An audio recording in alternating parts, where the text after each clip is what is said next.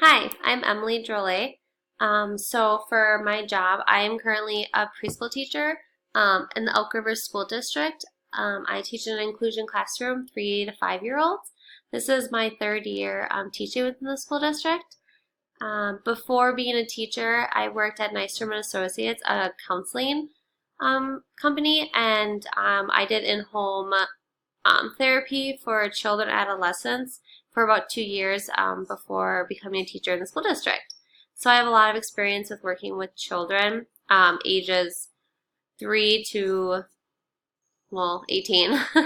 um, my experience with assessments, I don't have too much experience with doing assessments. I have seen assessments done both on the counseling side and within the school side with my special education teacher.